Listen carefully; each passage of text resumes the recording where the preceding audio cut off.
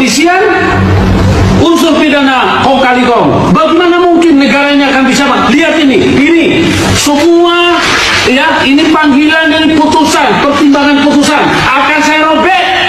Percuma juga. Kenapa? Negara kita tidak menganut hukum yang benar, tidak sesuai dengan apa?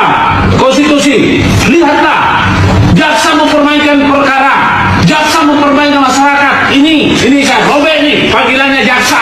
Ya, saya pikir saya takut, saya tidak takut. Tidak ada lagi yang saya takut ini. Saya akan hadapi dengan taruhan nyawa. Siapkan hukum tembak dan peti jenazah kalau mau kriminalisasi saya, karena saya pasti akan melawan. Sebagai putra Tamalaki, saya siap untuk melawan terus. Ingat, bagi saya sudah cukup saya dipermainkan selama ini. Lihat, bagaimana mungkin hakim bisa dipesan putusannya? Bagaimana mungkin hakim yang digaji oleh negara pakai uang rakyat bisa-bisanya hanya bisa menipu masyarakat? Ya, di mana? Bagaimana dengan pasal yang sudah diatur oleh Undang-Undang Kekuasaan Kehakiman? Tidak berdasarkan KUHP, tidak berdasarkan dengan KUHP pidana. Ya, selalu mereka hanya menggunakan kewenangan. Ingat, kewenangan itu diatur pada pasal 51 ayat 1 KUHP pidana. Yang tidak melakukan perintah jabatan yang sama ke pasal 51 ayat 2. Ini saya Guntur Larema, aktivis penggiat hukum pejuang kebenaran. Dari mimbar Mahkamah Kebenaran saya siap bertanggung jawab. Ya, harusnya jaksa agung itu membinasakan sesuatu, binasakan jasa-jasa nakal. Jadi setiap kali ini negara hukum. Negara hukum itu adalah negara ketika semua orang dianggap bajingan. Kan itu buruknya kan? Kacau kan?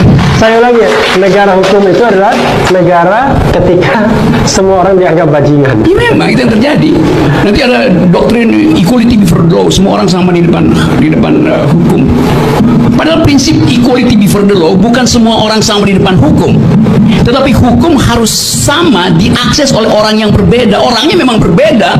Tentu kedudukan saya sebagai orang negara berbeda dengan yang punya pulau reklamasi. Dia punya status lebih tinggi, maka dia nggak sama dengan saya, nggak ada soal. Tetapi akses saya ke hukum harus sama itu. Jadi akses yang harus sama, bukan orang yang harus jadi sama. Nggak ada kita semua dipukul rata oleh hukum, enggak. Hukum harus bisa diakses dengan cara yang sama oleh orang yang berbeda. Itu namanya equality before the law. Itu hal yang simpel, yang kadang-kala salah diucapkan oleh politisi, karena memang cuma mau gagah-gagahan equality before the law. Ini ngerti apa enggak itu poin itu? Jadi demokrasi itu artinya kita berbeda, tapi kita punya akses yang sama terhadap hukum. Itu namanya equality before the law. Itu kata John Locke begitu. Jadi orang yang cuma ngutip-ngutip phrasing itu dia nggak ngerti. Di penjelasan Pak Setio tadi jelas banget keterlibatan dia sudah diketahui dari pas OTT. Kenapa baru sudah 5 tahun dia ditetapkan sebagai tersangka? Terus sebelumnya Pak, kalau menurut kami ini adalah intimidasi dari Ketua Umum PDIP Megawati Soekarno Putri yang bilang kalau Hasto ditahan atau ditangkap oleh KPK dia akan datang ke sini. Bagaimana KPK menanggapi itu, dan apakah KPK melihat itu bagian dari intimidasi dari Ketua Umum PDIP itu tersebut? Terus yang ketiga, kalau dari penjelasan Pak Setio tadi berarti udah sangat rinci keterlibatan Hasto. Nah, seharusnya kasus ini udah lama, kapan Hasto bakal ditahan? Karena terlihat sangat rinci gitu perkara ini. Ya baik, pertama kenapa baru sekarang? Ya, jadi kalau rekan-rekan melihat gitu, kasus ini kan sejak 2019 sudah ditangani. Gitu. Tapi kemudian baru sekarang. Ini karena kecukupan alat buktinya. Gitu. Tadi sebagaimana sudah saya jelaskan di awal, penyidik lebih yakin. Gitu. Kemudian setelah pada tahap proses pencarian DPO Harun Masiku, gitu, ada kegiatan pemanggilan, kemudian ada kegiatan pemeriksaan, ada kegiatan penyitaan terhadap barang bukti elektronik. Nah, disitulah kemudian kita mendapatkan banyak bukti dan petunjuk yang kemudian menguatkan keyakinan penyidik untuk melakukan tindakan, untuk mengambil keputusan, ya tentu melalui proses tahapan-tahapan sebagaimana yang sudah diatur di Kedeputian Penindakan. Oke teman-teman, kembali lagi dengan saya di channel ini, yang dimana kita akan membahas beberapa tanggapan ataupun komentar para netizen dari video-video kita sebelumnya teman-teman. Nah, di sini ada yang menyatakan bahwa hukum dipegang oleh setan, dipesan oleh iblis 10 tahun berkuasa. Saya mendukung Pak Hakim ini, semoga hukum bisa ditegakkan. Semoga di Indonesia banyak hakim yang berani dan tegas juga jujur di dalam mengambil keputusan seperti Bapak ini, yang berani menyuarakan kebenaran demi tegaknya hukum di negara ini. Alhamdulillah kini hadir penegak hukum berani benar, semoga jadi contoh bagi yang lainnya. Hayo, Bapak Prabowo ini adalah hakim jujur, segera panggil untuk jadi pengadil yang benar, adil, tidak neko-neko. Kalau semua hakim di Indonesia seperti beliau, pasti rakyat damai sejahtera, mari kita dukung. Hakim yang jujur, amanah, benar-benar memihak yang benar, jaminannya taman surga. Semoga hakim yang jujur betul-betul adil, diberi kesehatan, panjang umur bersama keluarga, bahagia, selamat di dunia akhirat. Mudah-mudahan Allah mengirimkan lagi hakim yang benar-benar menegak hukum, keadilan. Semoga para hakim dapat menyelesaikan kasus Jokowi yang begitu membuat rakyat bersiteru, karena kasus ijazah Jokowi ini sudah banyak makan korban. Ya. Mantap, ini pakar hukum sejati karena hakim wakil dari Tuhan, harus netral, adil dan jujur. Hakim yang harus kayak gitu, tegas, independen, tidak terbang pilih. Ya, kita juga bersyukur masih ada hakim yang mau bertugas dengan amanah menegakkan kebenaran. Semoga akan ada hakim-hakim yang seperti ini, tidak menzolimi rakyat. Ayo tegakkan hukum yang benar di negeri ini, Pak. Jangan takut membela rakyat dan negara dari otak kotor.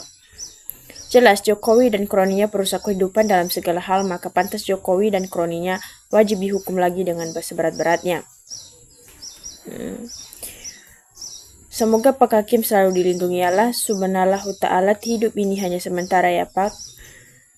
Mantap, semoga bangsa ini menegakkan kebenaran dengan jujur, mengedepankan etika, adab, ilmiah, dan transparan. Lanjutkan terus Pak, semoga Bapak diberi kesehatan oleh Allah SWT, ya Robbal Amin. Rakyat jelata dari Sabang sampai Merauke selama mendukung Bapak Tabir. Ya. Kemarahan hakim yang direkayasa dan bukan di hadapan persidangan resmi, belum pernah tahu di persidangan hakim memakai handphone. Ayo, hakim bersatu berjalan di jalan hukum yang biar negara ini maju benaran, bukan hanya slogan semata. Mantap, hakim terwaras seluruh Indonesia. Salut, aku siap mendukungmu Pak Hakim, demi tegaknya keadilan di atas kebenaran. Bapak Jaksa Agung yang jujur harus kita dukung. Semua gegar bangsa Indonesia adalah keluarganya Jokowi yang merusak konstitusi dan melemahkan hukum, dan KPK bisa dibeli. Jokowi sangat kejam. Tegas Bapak Hakim, hukum harus ditegakkan, jangan sampai hukum bisa dibeli dengan nilai uang. Hukum itu harus diri yang harus dijunjung tinggi dan bisa meyakinkan. Mantap Pak Hakim yang jujur bahwa hukum pidana berlaku untuk semua warga negara sebagai subjek hukum, tanpa membeda-bedakan kualitas pribadi, subjek hukum tertentu. Material hukum pidana ini bersumber pada KUHP dan formil hukum pidana umum bersumber kepada KUHP, bukan bersumber pada koordinasi dan atau sekongkol atau hasil merapatkan barisan para penegak hukum untuk menutupi suatu tindakan pidana yang terjadi. Rakyat Indonesia wajib memberikan dukungan agar hakim yang dimaksud dan jujur itu untuk tangani persidangan kasus pencemaran nama baik Joko Widodo yang tersangka Roy Suryo CS. Semoga aparat penegak hukum yang jujur tetap diberikan kesehatan dan umur yang berkah. Kita juga bersyukur sudah bermunculan orang-orang yang ingin tonggak hukum di Indonesia yang rusak dengan tegas akan dibenahi. Semoga lebih banyak lagi pakar hukum ataupun yang berkompeten maju memberanikan diri bersuara, membela dan memperjuangkan makna kebenaran bagi seluruh rakyat Indonesia. Mari kita segenap warga NKRI turut mendukungnya, bersihkan NKRI dari watak-watak penjilat, munafik, dan orang-orang mencari kesempatan dari air keruh yang menyebabkan tidak ada ketegasan dalam memutuskan siapa yang salah dan siapa yang benar berdasarkan bukti-bukti nyata. Ya, Pak Hakim orang jujur mengerti hukum dan ingat pengadilan Allah nantinya di akhirat, pengadilan asli yang tidak bisa direkayasa. Ini yang buat rakyat tidak percaya penegak hukum dengan pengadilan. Hukum bisa beli di negeri Konoha ini, tidak ada hukum keadilan untuk rakyat kecil. Kita juga berdoa supaya Tuhan segera menyadarkan orang-orang yang telah mempermainkan hukum di negeri tercinta. Bila tak segera sadar, berarti mereka sungguh menginginkan datangnya azabmu yang pedih untuk mereka. Bangkitlah para ahli hukum dan penegak hukum yang belum terkontaminasi hasil program revolusi mental Jokowi 10 tahun di NKRI ini.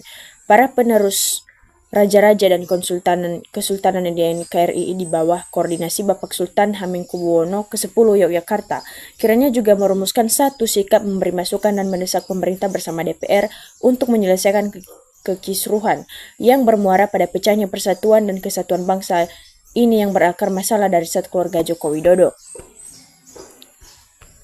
Pengakuan jujur yang mewakili penegakan hukum adalah fakta sebuah gambaran hukum di negeri ini. Anehnya masih juga tidak punya rasa malu meski terang benderang masyarakat mengetahui fenomena ini.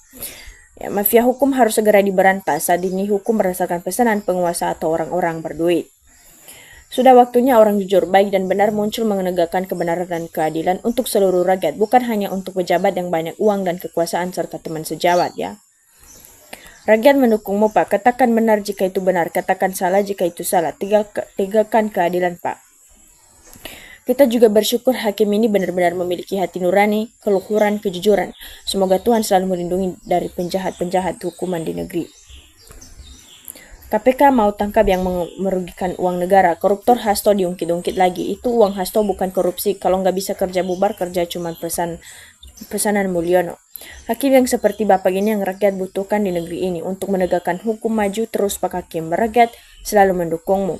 Betul Pak Hakim, hukum kita jangan sampai tajam di bawah, tumpul di atas. Ini kalau dituruti sangat kurang ajar, pengadilan bisa jadi budak para penjilat itu. Ya, ayo rakyat Indonesia satukan barisan dan tegakkan keadilan. Proses Mulyono sampai tuntas, jangan ada alasan kesehatan sehingga nggak bisa hadir ya. Masih ada hakim yang jujur dan tidak takut dicopot. Semoga Bapak Hakim ini selalu diberi kesehatan dan panjang umur. Saat Pak Hakim, semoga Allah selalu melindungi atas apa yang Bapak diamanatkan rakyat banyak. Saya berdoa buat Bapak Jokowi, semoga sadar hidup di dunia ini cuma sementara. Hukum Allah sangat berat Pak. Jika Bapak benar merugikan rakyat banyak, hati-hati Pak. Ya. Kami selaku warga negara Republik Indonesia sangat bangga sekali dengan watak Bapak Hakim seperti ini. Semoga lindungi Allah selalu menyertainya. Kalau hukum dibuat untuk melindungi pejabat yang bermasalah dan untuk menegakkan rakyat, percuma ada hukum. Polisi, jaksa dibayar rakyat. Hanya negara Konoha di negeri ini salam waras. Ya, Pak Hakim ini benar-benar ingin menegakkan keadilan. Semoga sehat selalu. Dia Jokowi memang licik. Kalau polisi mewadili Jokowi, seret saja Jokowi suruh tunjukkan ijazah aslinya. Ya. Betul Pak Hakim, dengan kejujuran demi masa depan keadilan adalah hakim 10 saja seperti Bapak gini, insya Allah Indonesia makmur dengan kenyataan alam yang diamanahkan. Bapak Prabowo segera lantik hakim ini menjadi menteri kehakiman agar nanti setelah dilantik akan melantik pula hakim-hakim di seluruh Indonesia yang baik, jujur, benar, dan berintegritas. Tinggi tangkap semua koruptor tanpa pandang bulu agar keuangan negara kembali untuk kepentingan rakyat Indonesia. Oke teman-teman, demikian saja video kita kali ini. Semoga kita bisa berjumpa dengan video-video kita berikutnya. Dan jangan lupa tinggalkan subscribe dan jangan lupa ditonton. Terima kasih.